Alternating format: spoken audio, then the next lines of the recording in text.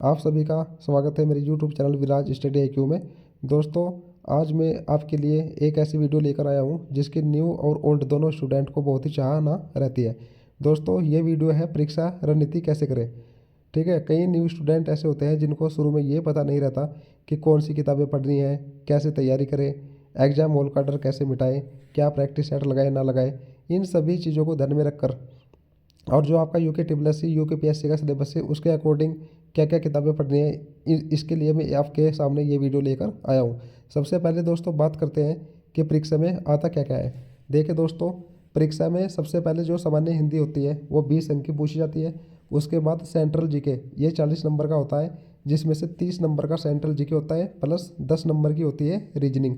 ये आप सभी को पता ही होगा जिन्होंने अभी तक एग्जाम दिए हैं।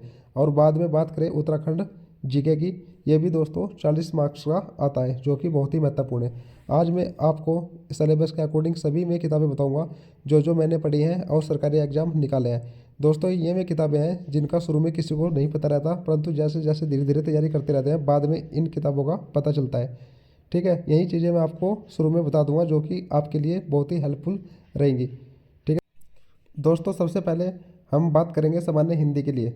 दोस्तों, सामान्य हिंदी आप सभी को पता है 20 मार्क्स की जाती है और इस इसके लिए हमें क्या क्या किताबें पढ़नी है मैं आपको वो बता रहा हूँ। तो दोस्तों, इसमें हमें 2 किताबें खरीदनी है। सबसे पहली किताब होगी सामान्य हिंदी जो कि लुसेंट की है, और उसके साथ आपको लगानी है आदित्य पब्लिकेशन। आदित्य पब्लिकेशन ये इलाहाबाद का है। ये सामान्य हिंदी में इसके ऑल एग्जाम में जितने भी हिंदी के क्वेश्चन आए हुए हैं उन सभी के प्रैक्टिस सेट अवेलेबल है, जिनमें से डायरेक्ट क्वेश्चन पेपर में पूछे जाते हैं। ये किताब आपको इसके साथ लगाकर चलनी है।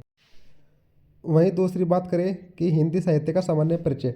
देखिए दोस्तों, उत्तराखंड राज्य की जो NCERT की किताबें हैं 10वीं एवं 12वीं कक्षा की, उसमें जितने भी हमारे पद गद्य से संबंधित जो लेखक हैं उनके नाम दिए हुए हैं। इनमें से कभी कभी इनके जो जन्म स्थान होते हैं वो पूछ लिया जाता है, इनकी जन्म तिथि, मृत्यु कब हुई थी और इनकी क्या क्या रचनाएं हैं। ठीक है, क्या क्या इन्होंने कार्य किए, ये सभी क्वेश्चन इनसे रिलेटेड होते हैं। तो दोस्तों, इन सभी के लिए आप NCERT की 10वीं 12वीं कक्षा की जो किताबें हैं उनको लगा सकते हैं। पर दोस्तों, मैं आपको सजेस्ट करूँगा कि इसमें 9 और 10 दोनों क्लास की NCERT की बुक भी ऐड करें। इससे आपका ये सारा सिलेबस कवर हो जाएगा। ठीक है दोस्तों, अब बात करते हैं उत्तराखंड के लिए महत्वपूर्ण किताबें।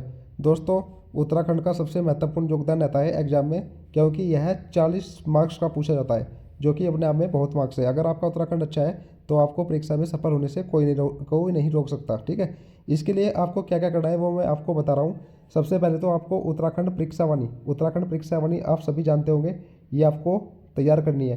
ठीक है, अगर ज़्यादा हो सके तो उसके साथ साथ आप उत्तराखंड जो परीक्षा वाणी की ऑब्जेक्टिव बुक बाजार में आई है, प्रैक्टिस सेट वर्क बुक, ठीक है, इसको भी आप इसके साथ लगा सकते हैं। इससे आपकी तैयारी अच्छी होगी, क्योंकि आप सभी को पता है आज के एग्जाम में ऐसे ऐसे क्वेश्चन पूछे जा रहे हैं जिनके ऑप्शन तो 4 ही होते हैं, बट उनमें से 3 सही होते हैं। कभी कभी उनमें से एक गलत होता है, एक सही होता है तो 3 गलत होते हैं। आप सभी देख ही रहे होंगे। ठीक है, तो इन चीज़ों को ध्यान में रखकर ये उत्तराखंड की जो प्रैक्टिस बुक है ऑब्जेक्टिव टाइप, ये किताब बनाई गई है, इसलिए आपको ये जरूर लेनी है उत्तराखंड परीक्षा वाणी के साथ। वहीं दूसरी बात करें इसमें उत्तराखंड का राजनीतिक, सामाजिक एवं सांस्कृतिक इतिहास जो कि घनश्याम जोशी की है। ठीक है, ये घनश्याम जोशी की किताब है, इसका आप चित्र देख सकते हैं, इससे आप ये बुक खरीद सकते हैं। तो घनश्याम जोशी की भी इसके साथ आपको पढ़नी है।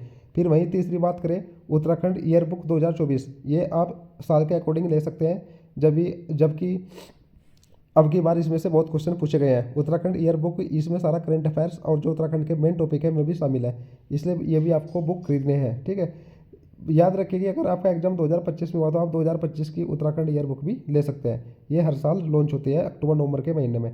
वहीं बात करें तो एक किताब है दोस्तों सिंगल लाइनर, यह है BS नेगी की 3rd एडिशन। ठीक है, इसको भी आपको लगानी है। सिर्फ आपको यही किताबें पढ़नी है, इनके अलावा और कोई किताब नहीं पढ़नी। ठीक है, इनसे ही आपका पेपर 40 में से 37 नंबर का कवर हो जाएगा। ठीक है, 2-3 नंबर का तो बाहर से आता ही, इसके लिए तो कोई किताबें आज तक नहीं पढ़ी। हम भी देखते थे कि कहाँ से ये 2-3 क्वेश्चन आते हैं, बट 36-37 नंबर का इन किताबों से जो आपका सिलेबस है वो कवर हो जाएगा और एग्जाम में प्रश्न इसी से आएंगे। तो ये आपको अच्छे से कवर करनी है। अब बात करते हैं दोस्तों सेंट्रल जीके की, जो कि सेंट्रल जीके आएगा इसमें 30 नंबर का। ठीक है, 30 नंबर में आपको पता है कि इतिहास, भूगोल, राजनीतिक शास्त्र, अर्थशास्त्र, कंप्यूटर्स, पर्यावरण, ये सभी चीज़ें ऐड होती हैं। तो दोस्तों, इसके लिए सिर्फ आपको 2 बुक पढ़नी है। सबसे पहले तो बता दूं मैं आपको, सामान्य अध्ययन ये है परीक्षा वाणी का ऑब्जेक्टिव टाइप, ठीक है। इसको आप देख सकते हैं, यहाँ पर इसका इमेज दिया हुआ है। सामान्य अध्ययन जो कि वस्तुनिष्ठ है परीक्षा वाणी का, ये किताब आपको परचेज करनी है। दूसरे नंबर पे आपको लगानी है एजुटेरिया की 5000 प्लस बहुवी के लिए प्रश्न। इसमें में सभी इंपॉर्टेंट क्वेश्चन है जो आजकल आयोग उठा रहा है, ठीक है। एजुटेरिया ये नाम आप देख सकते हैं ऊपर, इसको भी अच्छे से देख लें। और तीसरी बुक इसमें यूज करनी है आपको पर्यावरण की, जो कि 2024, 2025, 2023 इन हर साल ये भी लॉन्च होती है। ये घटना चक्र की है, इसको आपको लेनी है, ठीक है। तो ये 3 बुक आपको सेंट्रल जीके के लिए लेनी है। तीनों किताब बहुत ही महत्वपूर्ण है, इनसे आपका 18 से 22 नंबर का कवर हो जाएगा। दोस्तों यही बात करें कि जो सेंट्रल जीके में करंट अफेयर आता है, ठीक है, राष्ट्रीय अंतर्राष्ट्रीय महत्व की जो सामाजिक घटनाएं होती है, ये भी इसमें 3 से 4 क्वेश्चन आपको देखने को मिलते हैं, चाहे उत्तराखंड लोक सेवा आयोग हो, चाहे उत्तराखंड अधीनस्थ सेवा चयन आयोग हो, ठीक है।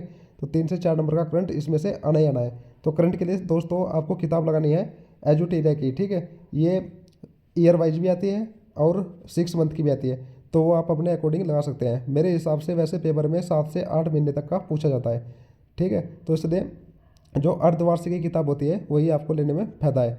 ये वार्षिकी भी आती है और अर्धवार्षिकी भी, एजुटेरिया करंट अफेयर, ठीक है, ये भी आपको याद रखनी है। उसके बाद दोस्तों बात करें, ये जो कंप्यूटर का सिलेबस, ये जो कंप्यूटर का सिलेबस दे रखा है उत्तराखंड अधीनस्थ सेवा चयन आयोग ने, तो इसके लिए जो सबसे बेस्ट बुक है तो दोस्तों वो ये है, यह है रुक्मणी की कंप्यूटर ज्ञान, ठीक है। ये भी आपको खरीदनी है, ठीक है। तो रुक्मणी का कंप्यूटर ज्ञान, आप इसका फोटो देख सकते हैं तथा फोटो देख कर ही आप इसको परचेस कर सकते हैं।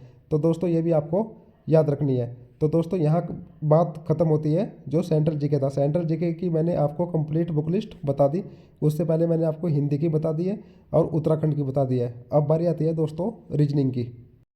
अब बात करते हैं दोस्तों रीजनिंग, ठीक है। रीजनिंग में आप सभी को पता ही है कि जो अशाब्दिक मानसिक योग्यता होती है और शाब्दिक मानसिक योग्यता, ठीक है, ये है रीजनिंग के 2 टाइप होते हैं। तो इसके लिए सबसे महत्वपूर्ण किताब दोस्तों जो मैं आपको बताने जा रहा हूँ वो है आर के झा। आर के झा आपने सुनी होगी, जिसका मैं फोटो आपको अगले पेज पर दिखाऊंगा। ये किताब ऐसी किताब है जो कि ये कंप्लीट सिलेबस को कवर करती है। इस किताब से बाहर कुछ नहीं जा सकता, ठीक है। ये मेरा मानना है, मैंने इसी किताब को रेफर किया है शुरू से लेकर अभी तक। और बहुत से छात्र, चाहे वो यूपी का हो चाहे वो उत्तराखंड का हो, इसी किताब से पढ़ते हैं। ये किताब बहुत ही महत्वपूर्ण है जो एसएससी के लिए भी यूज होती है। इसकी जो भाषा है बहुत ही आसान द्वारा समझाया गया है, तो इसलिए आपको आर के झा की जो किताब है उसको रेफर करनी है। इसका फोटो आप देख सकते हैं। इसका फोटो दोस्तों ये है, सामान्य बुद्धि एवं तर्क शक्ति परीक्षण, वर्बल नॉन वर्बल रीजनिंग होती है इसमें, ठीक है। आर के झा द्वारा लिखी गई है। इस किताब का आप फोटो देख सकते हैं तथा बाजार से इसको खरीद सकते हैं। यही एक ऐसी किताब है जिसको आपको रीजनिंग में रेफर करना है। दूसरी बात मैं आपको एक और चीज़ बता दूं कि रीजनिंग को समझने के लिए आप यूट्यूब का सहारा भी ले सकते हैं। वहाँ से आप इसकी शॉर्ट ट्रिक देखिए, चैप्टर वाइज अगर आप इसकी शॉर्ट ट्रिक देखेंगे तो आपको रीजनिंग अच्छे से समझ में आ जाएगी, नहीं फिर आपको उसका कोई डर रहेगा। कि उत्तराखंड यूके ट्रिपल एससी और यूके पीएससी द्वारा जो एग्ज़ाम पैटर्न होता है उसमें वह क्या होता है, मतलब किस किस तरह का पेपर होता है, कितना टाइम होता है, नेगेटिव मार्किंग कितनी है, कैसे कैसे कौन कौन सी लैंग्वेज में पेपर आता है, ठीक है। तो सबसे पहले बात करते हैं टाइप ऑफ एग्जाम। टाइप जो उसका एग्जाम होता है वह होता है ऑब्जेक्टिव टाइप, यानी कि मल्टीपल चॉइस क्वेश्चन इसमें आते हैं। 4 ऑप्शन होते हैं, आपको एक जो उसका ऑप्शन है उसको बताना है कि कौन सा सही है, ठीक है। वही बात करें इसके पेपर की तो होता है दोस्तों 100 क्वेश्चन का होता है और 100 ये मार्क्स का होता है। और इसका जो ड्यूरेशन ऑफ एग्जाम होता है वो होता है 2 घंटे का, ठीक है। मार्किंग स्कीम जो इसमें नेगेटिव मार्किंग है वह होती है 1/4, यानी कि अगर आपके 4 गलत हैं तो 1 नंबर आपका काट लिया जाएगा, ठीक है। तो दोस्तों सबसे बड़ी बात इसमें ये भी है कि जब आप एग्जाम में जाते हैं, जैसे कि आपके सामने ये 4 गोले होते हैं, ठीक है, ये आपने देखा होगा कि 4 गोले हैं। कभी कभी आप ऐसा करते हैं कि एक गोला आधा सा भर गया, फिर आपको ध्यान आता है कि यार ये तो इसका दूसरा सही है, फिर आप उसको दूसरे को आप पूरा भर देते हैं। तो ऐसे में ये जो आपका अंक है ये काट लिया जाएगा, क्योंकि 2 गोले नहीं होने चाहिए, चाहे दूसरा गोला हल्का हो चाहे आधा हो, उससे कोई फर्क नहीं पड़ता, पर आपका अंक काट लिया जाएगा। इसलिए हमेशा पहले सोचे समझे, पेपर में जो पेपर होता है उसमें आप टिक कर सकते हैं कि इसका कौन सा सही है। पेपर को कम से कम 2 बार पढ़े, ठीक है, तभी जाकर आपका ये डर निकलेगा। तो इसलिए एक ही गोले को चूज करें और उसको अच्छी तरह से भरें, ठीक है। यह आपको याद रखना है। 1/4 की इसमें नेगेटिव मार्किंग हो गई। और जो पेपर आपका आएगा वो आएगा दोस्तों हिंदी और इंग्लिश में, हिंदी और इंग्लिश, ये आप देख सकते हैं, हिंदी और इंग्लिश में आपका पेपर होता है, ठीक है दोस्तों। अब बात करते हैं दोस्तों, सबसे बड़ी जो समस्या है वो है एग्ज़ाम का डर। जैसे आप एग्ज़ाम हॉल में बैठते हैं वहाँ आपको डर लगने लगता है, जिससे कि क्या होता है कि आपके जो क्वेश्चन आते हैं वे भी गलत हो जाते हैं, और फिर आकर आप बोलते हैं कि यार इसका तो ये सही था, ये मैंने ये लगा दिया, अब क्या होगा। तो दोस्तों सबसे बड़ी बात होती है एग्ज़ाम हॉल की। एग्ज़ाम हॉल में डर, ये नहीं कह रहा मैं कि एक दो को ही लगता है, डर ये सभी को लगता है। पर इस डर को कैसे निकालें दोस्तों? इस डर को निकालने के लिए सबसे बड़ी प्रैक्टिस करनी होगी आपको, प्रैक्टिस सेट की। जितने भी ज़्यादा आप प्रैक्टिस सेट लगाएंगे उससे ही डर निकलेगा, ठीक है। जितने प्रैक्टिस सेट आप करेंगे फिर एग्जाम में भी आपको ऐसा ही लगेगा कि यार ये पेपर तो मैंने पहले भी सोल्व किया है। इससे आपका 50% डर समाप्त हो जाएगा। और दूसरी बात यह है कि जब भी आपके पास पेपर आए उस पेपर को कम से कम 2 बार पहले पढ़ो। जो आप पे उत्तर आते हैं उसको पेपर में, सबसे पहले पेपर में जो ऑप्शन है उनको लगाओ, ठीक है। उसके बाद ही फिर उसको बाद में पढ़ो बुकलेट में। तो दोस्तों सबसे बड़ा जो ये डर है इसको निकालने का एक ही तरीका है, क्या है वो है प्रैक्टिस सेट। और दोस्तों बात रही प्रैक्टिस सेट की, मैं अपने इस यूट्यूब चैनल विराज स्टडी IQ में आपको जितनी भी मैंने ये किताब बताई हैं इन सभी का निचोड़, जितने भी क्वेश्चन बने, जितने भी प्रैक्टिस सेट बने, चाहे 100 प्रैक्टिस सेट बने, चाहे 200 प्रैक्टिस सेट बने, मैं सभी आपको प्रैक्टिस सेट से कवर कराऊंगा, ठीक है। इसलिए लगातार इस मेरे चैनल से बने रहे दोस्तों। प्रैक्टिस सेट आपको पता ही है, ऐसी चीज़ है जो कि एग्ज़ाम का डर समाप्त करता है। इससे बड़ा साधन और कोई नहीं है। और कभी भी आपको एग्ज़ाम में नर्वस नहीं रहना, ये भी आपको याद रखना है। तो दोस्तों अगर वीडियो आपको सही लगी होगी तो हमारे चैनल को सब्सक्राइब करें और बेल आइकन ज़रूर दबाएं, जिससे कि आने वाली नई वीडियो सबसे पहले आपको पहुंचे। जय हिंद दोस्तों।